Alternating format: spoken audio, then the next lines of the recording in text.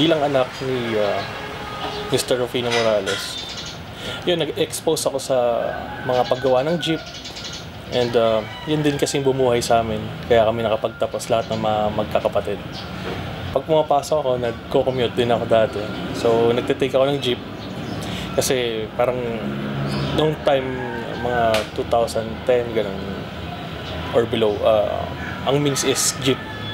Konti, hindi ganun kadami yung FX na. So, jeep lang or FX.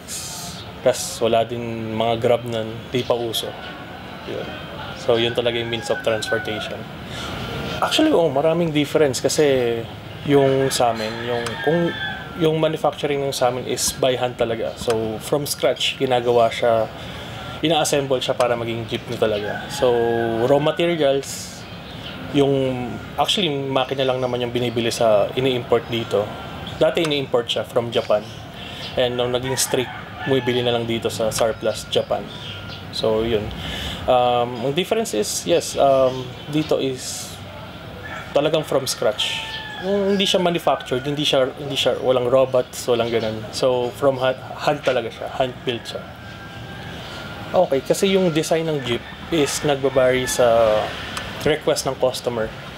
So, nakadepende sa kanila yun. Kunyari, ang design niya is may barko. So, most probably, seaman siya dati. Doon niya nakuha yung pera pambili ng jeep. So, nagbabari talaga. Like, photo ng mga anak nila, ganun. Depende talaga yan sa bibili ng jeep. Sa kanila talaga nanggagaling yung design. Hindi kami nagdi-design ng jeep na kami lang yung nag-isip. Galing talaga sa kanila yan. So, binibigyan namin sila mga ilang weeks para mag-decide kung anong gusto nilang design. So, pag wala na talaga maisip, mukha na lang ng anak nila. Siguro inspiration din, ayun. So, yung iba naman is gusto lang talaga artwork. Yung iba, kumbaga, kung ano yung uso nun, mga kotse, kung ano yung mga usong laro din. Dati, mga Need for Speed, mga ganun. Yun.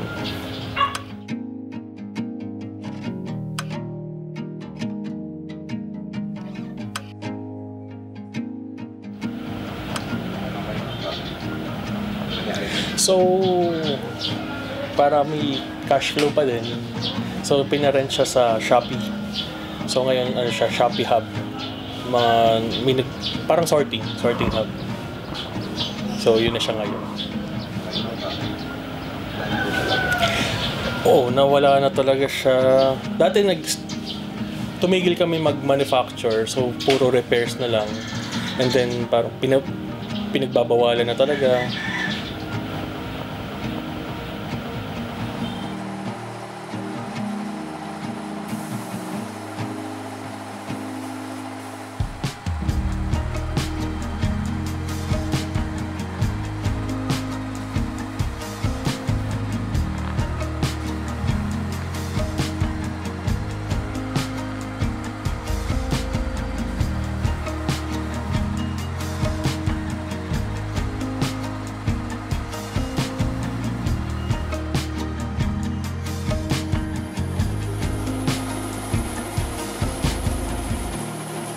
Connection ko sa jeepneys bilang artist tapos manggagawa din ng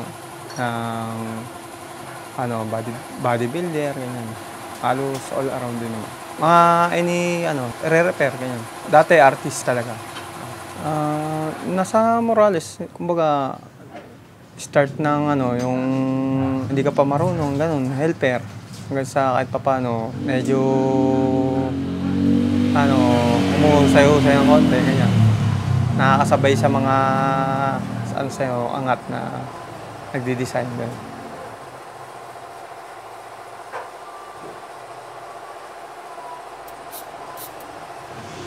Ako ngayon, designer ng tatok. Ang pinaka-major na ginagawa ko, puro portrait. Anime, kung ano-ano, basta more on portrait talaga. Depende kasi sa may-ari kung kung anong gusto nilang mga design, naakmahan na lang din namin. Simula nung elementary ako. Pag nasasali rin sa mga competition, ganun. Nag-start ako mag-drawing simula nung grade 4. Actually, ano talaga yan mahilig talaga ako nung halos elementary pa lang, nahilig ako sa jeep. Nagdo-drawing ako sa karton, ng kahanan sigarilyo. Yan, nung siyempre nag-high school ako, kailangan jeep, sinasakyan. Habang ka ng patok. Ayan. Na tropa ako sa mga artist. May bike ako nung araw uso dito yun, yung parang ginagawang patok. Ayan. Tapos nagkaroon ako mga kaibigan na may ganun din. Tapos yan, artist. Ngayon yung classmate ko nung high school, naging artist din sa Morales. Yan nung kalaunan. Kinuha ko doon. Doon ako natuto talaga. Tapos yung kumpare ko, yan, si Pare Mark, yung kasama ko talaga doon. Yung gumagawa. Ngayon, ba't nakailigan din? Kasi basta likas na sa akin, drawing lang akong drawing hanggang hindi ko napapansin, okay na pala yung mga ginagawa ko. Ganun. Nawala sa akin yung pagdadrawing ko hindi ko namang ganong inexperience na karirin. Kaya lang, karoon ng konting problema sa pag-aaral. Ginawa ko na lang trabaho. Yun nagpatuloy sa akin para makapag-aral. Ganun. Dati lang, kumbaga, talagang trying hard lang na nung napasok doon, siyempre doon, kompleto yung mga gamit. Tapos talagang may didesignan ka na jeep, hindi kagaya nung nag-uumpisa ka pa lang, puro kung sino lang ireto sa'yo. No? Tricycle, mga ganun lang. Ayun ang umpisa. Tapos, nung pag umina yung trabaho doon, ngayon pagdating dito, tumatanggap-tanggap na sideline.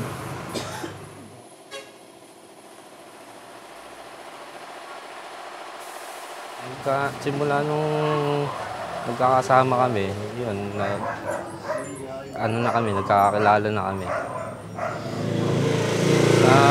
Mga designer talaga yan. Nag-apply yan, designer. Ako naman, pinasok ako ng papa ko. Ang papa ko, forma naman ng pintor sa Morales. Naging helper naman ako ng papa ko. Pero nung napasok ako ng Morales, marunong na ako.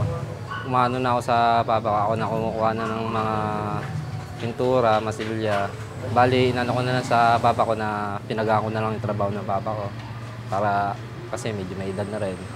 Kaya, inano ko naman kasi bata pa ako.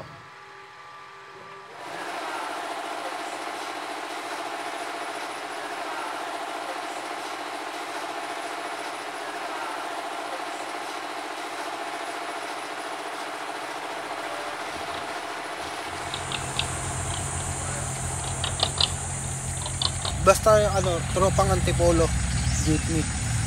Yun ang mga makikisig gumawa ng airbus sa jeep. Tropang antipolo. Dito kasi sa amin, sa Cavite, Milwaukee, Wild Country, Rodgen, tsaka mga hayag yan, tsaka society. Talagang purong stainless dito sa amin. Talagang titingaling ka pag ganyan ng mga jeep mo. Talagang napakikisig. Tiga mo, yung mga nakaraang taon, may mga nakapila kami sa terminal, may mga dadating na ibang lahi, mga Amerikano. Gusto nilang sakyan yan. Inaarkila pa kami, iikot lang namin sila. Oh, biruin mo yon. Si Ben Diesel, di ba? Sumakay sa jeep. Oh. Tapos aalsin na lang nila ng basta-basta. Yan na nga lang ang, kumbaga sa Pilipinas, yan na lang din ang ating pinagmamalakit, sariling gawa nga.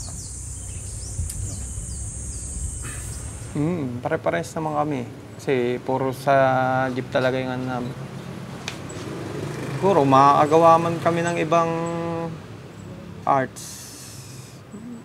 Pa-job-job na lang. Ayun, kagaya nun, minsan, kagaya si Pare Mark, may gawa yung truck. Yung iba, na-train. Minsan sa mga motor, madalas sa bahay na ngayon Ngayon, sa bahay kasi ako minsan mga truck. doon na lang namin na i-apply. Ang kasi mangyayari dyan, kung dadating at dadating, ang jeep dito na ini-import nila, kami mawawala ng prangkisa dyan eh.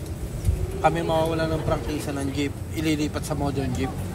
Kumbaga yung mga, yung halimbawa yung prangkisa ko, nakapangalan sa akin. Ang kooperatiba, pag may dumating na bagong jeep, na modern jeep, ililipat ngayon si prangkisa. Oh, tsaka hindi mo na pagmamayari yun.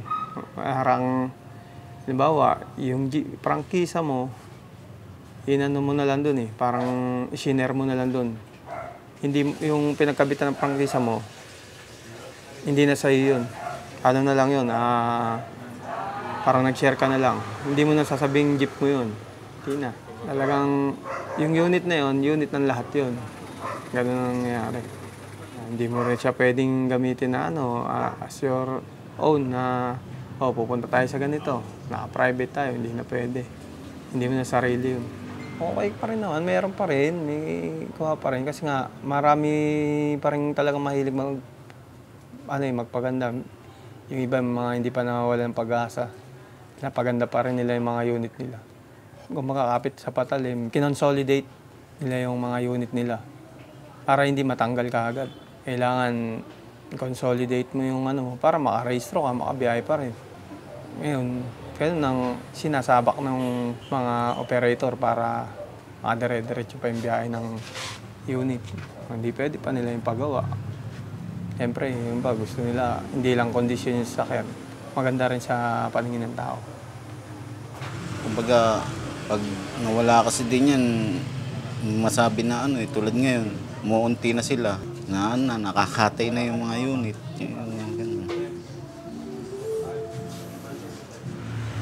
Talaga, parang wala. Mukhang ito na yung katapusan. Iba ng linya, di ba? Pag natuluyang wala na yung jeep. Kung sana ipagpatuloy na lang nila yung Hindi naman gano'n kami karamihang artist eh. Kasi madalang lang naman nabibigyan ng kung tatanggalin pa nila yung chance na mawala ng silbi yung mga talent namin dito sa Pilipinas, di na rin.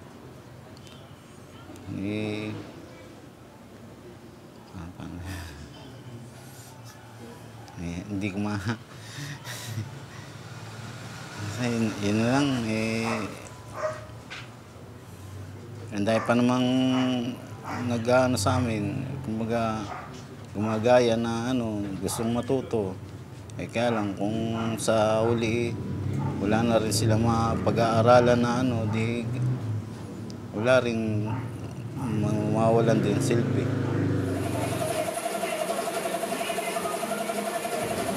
Malaki. Kung yung dito lang sa Rizal, talagang naagis na yun na pag tinawag na patok. Diba, kailangan maganda yung design mo, hindi yung kailangan makinis, di ba? Yan ang kilala yung patok. May sounds, di ba? May design. Wala, parang bawal yata sa kanila. Kung ano yung forma ng unit, kailangan ganun lang, wala kang babaguhin. Kailangan mga computer cut lang, yung mga simple lang. Hindi kagaya nun sa kahit drawing mo yung mukha mo, pwede. Kung anong trip mo pwede mo ilagay.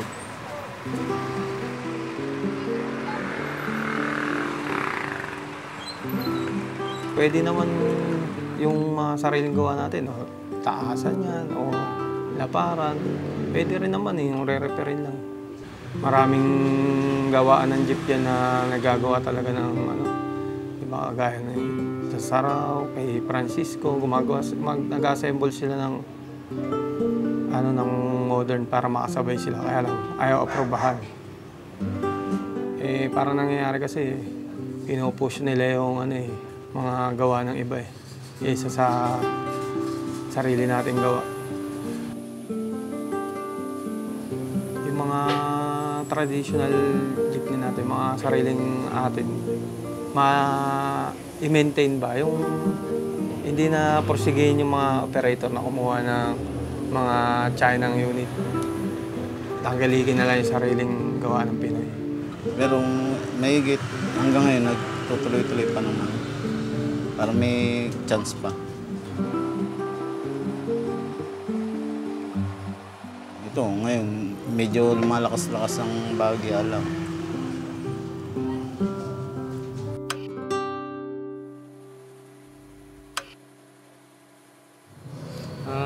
Para sa akin, masasabi ko, proud ako sa trabaho ko, masaya ako. Tsaka, ito nang nakaano ang buhay. Masaya na ako sa ano ko. Ito, na ano ko naman yung pamilya ko, nasasave ko naman. Para sa akin, okay na ako dito. Pero may mas ano pa naman na priority na ano, balik sa akin, magandang pasok din sa akin. Opportunity, hindi kukunin pa rin naman. Pero kung sa ngayon, ito na yung nakuha kong ano, skill, hindi okay na ako dito.